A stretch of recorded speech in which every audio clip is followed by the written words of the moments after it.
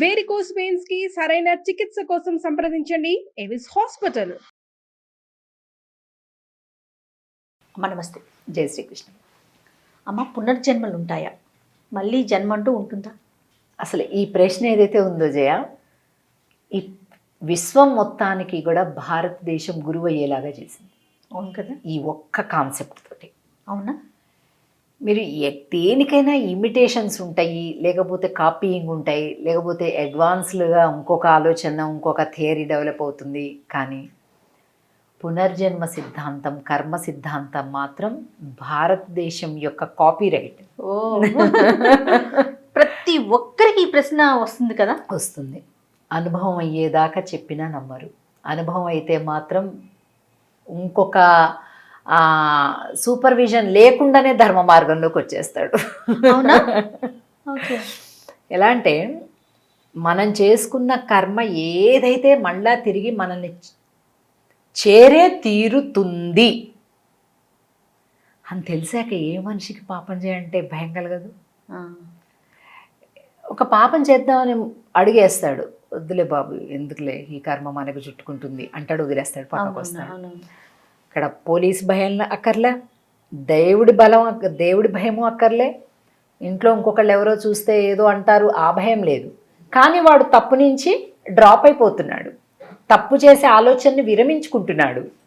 అంటే కర్మఫలం, కర్మఫలం మళ్ళీ తనకు వస్తుంది అని. ఓకే.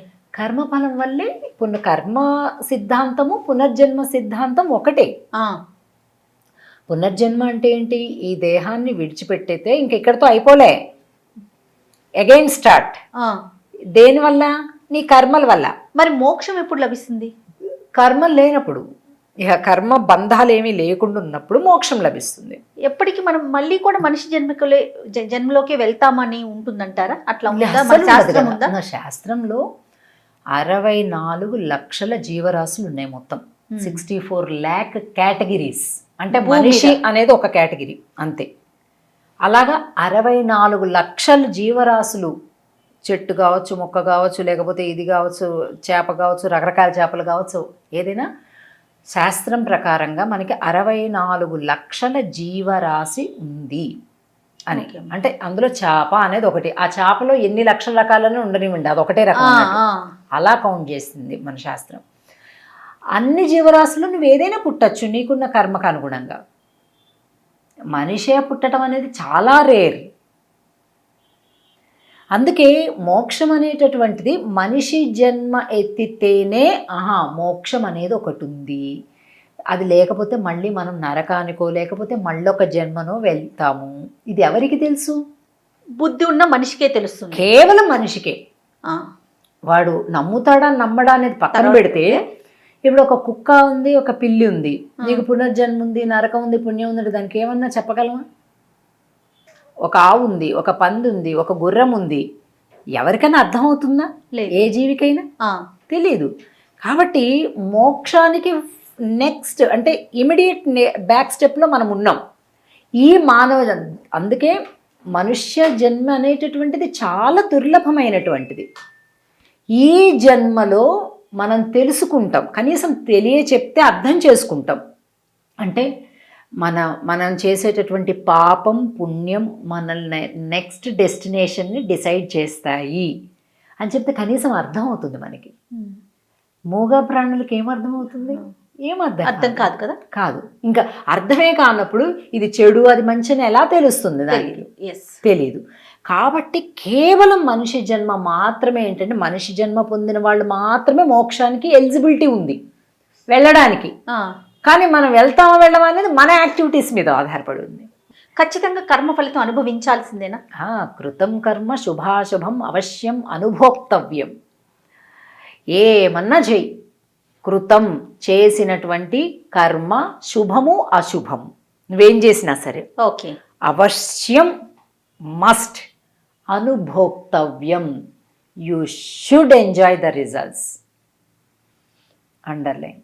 చాలా ఖండితంగా ఇప్పుడు వేదం చెప్తుంది. గత జన్మలో ఏయో పాపాలు చేసాం అనుకుందాం, ఈ జన్మలో చాలా మంచి కార్యాలు చేస్తున్నాం, బ్యాలెన్స్ అవుతాయా? లేదు. మంచి పనులు చేస్తున్నావు కదా, పాతయి కరగేసుకోవాలి కదా, పాతయి అన్నీ అనుభవించాలి కదా. అందుకని ఆ పాత చెడు కర్మల తాలూకు కష్టాలు బాధలు నువ్వు ఇప్పుడు అనుభవిస్తావు.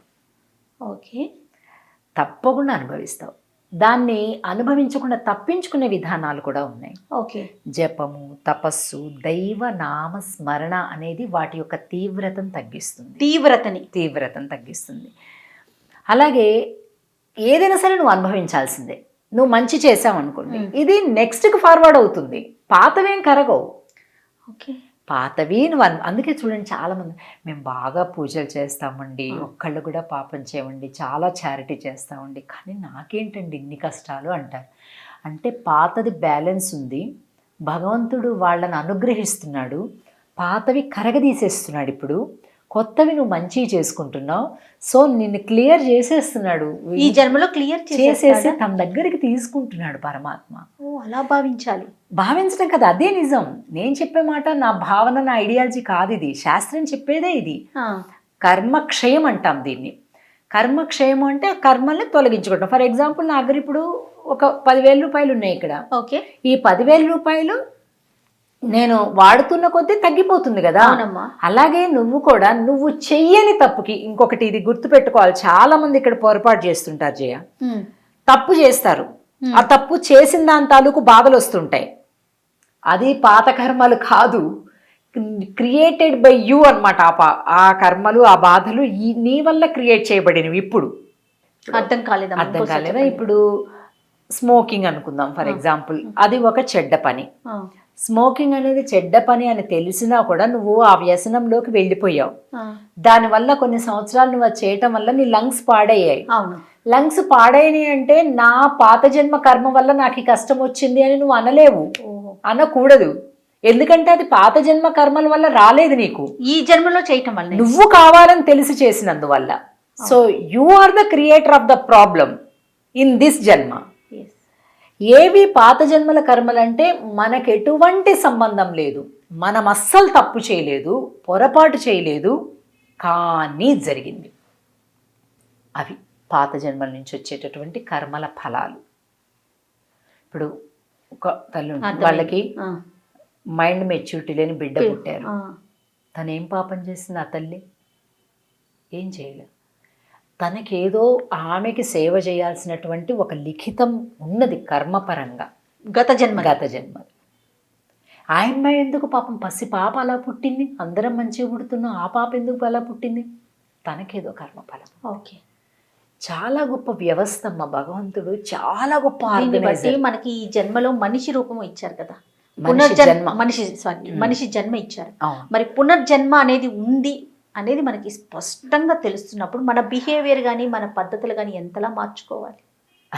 చాలా మార్చుకోవాలి, చాలా తెలుసుకోవాలి. అసలు అది కరెక్ట్గా కనెక్ట్ అయితే మాత్రం మనిషి పాపం చెయ్యలేడు. ఎందుకంటే నిర్ణయం అనేది ఆ కర్మే చేస్తుంది. అక్కడ ఒక వ్యక్తి కాదు, నువ్వు అక్కడ ఒక వ్యక్తి చేతిలో ఉంటే పైరవి చేసి మ్యానిపులేట్ చేసి లంచం ఇచ్చి ఏదో చేయడానికి అది అలా లేదు వ్యవస్థ. అది కర్మ అంటే అది ఎయిర్లోనే ఉంటుంది, అది నువ్వేం చేయలేవు, నువ్వు తప్పించుకోలేవు. ఆ సిస్టమ్ని ఒక్కసారి అర్థం చేసుకున్నాడా ప్రపంచం బాగుపడిపోతుంది. నేను యుఎస్ఏలో ఒక పెద్ద షాపింగ్ మాల్, సంథింగ్ గుర్తులేదు ఇప్పుడు, అది వెళ్ళినప్పుడు అన్నీ ఓపెన్గా పెడతారు. ప్రతి చోట ఒక మనిషి ఉండటము చేయటము అట్లాగా. అక్కడ మన ఇండియాలో లాగా అలా ఉండదు, సిస్టమ్ అంతా ఓపెన్గా ఉంటుంది. అంటే ఏమన్నా దొంగతనం చేయాలంటే సీసీ కెమెరా ఒక్కటి కళ్ళబడకుండా చేయడానికి వీలుగా అంత కంఫర్ట్గా ఉంటుంది. అంటే అంత పెద్ద ఫ్రీగా వదిలేస్తారు, ఎందుకంటే ఎక్కువగా అలాంటి జరగవు కాబట్టి వాళ్ళకి. అయితే నేను ఒక పెద్ద షాపింగ్, చాలా పెద్ద షాపింగ్ మాల్, వస్తువులతో పాటుగా అక్కడక్కడ ఒక చిన్న బోర్డు పెట్టారు జయ, బీవేర్ ఆఫ్ కర్మ, డోంట్ స్టీల్. అబ్బా, ఎంత అద్భుతం కదా. ఎవరైనా కొద్దిగా దొంగతనం చెయ్యాలి అనే భావన వచ్చి చెయ్యేటి వెళ్ళినా కూడా చూస్తే ఇంకెవ్వడన్నా షాక్ కొట్టినట్టు ఆగిపోవాల్సిందే. అక్కడక్కడ చిన్న బోర్డు పెట్టారు చూడండి. అంటే కర్మ సిద్ధాంతం అనేది మనిషిని సన్మార్గంలో నడిపిస్తుంది. తనది కాని దాన్ని తాను ఆశించకూడదు అనే ఒక మంచి సత్యం వైపు మనిషిని నిలబడేలాగా చేస్తుంది. అలాగే అంటే ఊరికే అలా చేయటం కోసం క్రియేట్ చేయబడిన ఒక థియరీ కాదు, జనరల్గా ఇది సనాతనంగా ఉండేటటువంటి వేదం చెప్పినటువంటి సిద్ధాంతం, ఉపనిషత్తు చెప్పినటువంటి సిద్ధాంతం. అందుకే కొన్ని లక్షల మతాలు ప్రపంచంలో ఎన్ని పుట్టినా కర్మ సిద్ధాంతం అని అంటే సనాతన భారతీయ సిద్ధాంతం ఒక్కటే అది చెప్పింది. మన గొప్పతనం. అంతే కదా, అందుకే భారతీయ ధర్మం అంతే. ఎందుకు భారతదేశం విశ్వగురు ఎంత ఉంది, అది ఇంత చిన్నది. మనం వరల్డ్ మ్యాప్లో చూస్తే భారతదేశం అయినా కూడా ప్రపంచానికి ఆధ్యాత్మిక జ్ఞానము కర్మ సిద్ధాంతాన్ని, పునర్జన్మ సిద్ధాంతాన్ని బోధించింది ప్రపంచానికి భారతదేశం. అందుకని ఇది గురువు. ఈ సిద్ధాంతం ముందు నువ్వు ఏ దేశం ఎంత అభివృద్ధి చెందని, ఎన్ని లక్షల కోట్ల $1 మిలియన్ ఎక్కువ ఉన్నా మన గురువే ముందు. అంతే, గురువు తర్వాత అంతే. అలాంటి ఒక జ్ఞానాన్ని ఇవ్వగలిగినటువంటి దేశం మనది. సో దీన్ని బట్టి మనకి పునర్జన్మ ఉంది అనే విషయాన్ని మనం తెలుసుకోవాలి. దానికి తగినట్టుగా మన ఆచరణ, మన విధి విధానాల్ని కరెక్ట్ పాటించాలి. అంతే. విశ్వసించు, అర్థం చేసుకో. తెలియట్లేదు శాస్త్రం చదువు, లేకపోతే శాస్త్రం తెలిసిన పండితులు పెద్దలు చెప్పింది విని అర్థం చేసుకోవి. వాళ్ళు చెప్పింది ఎందుకు నమ్మాలి అనుకుంటే నువ్వు కూడా చదువు. అంతే. చదివి ఉపనిషత్తులు అన్ని లాంగ్వేజ్లో వ్యాఖ్యానాలు వచ్చేసాయి. చక్కగా వర్డ్ టు వర్డ్ ఉంటుంది. చదవండి, తెలుసుకోండి, నమ్మండి, మనని మనం సర్చ్ చేసుకోవాలి. అద్భుతం అమ్మ. జై శ్రీకృష్ణ. జై శ్రీకృష్ణ.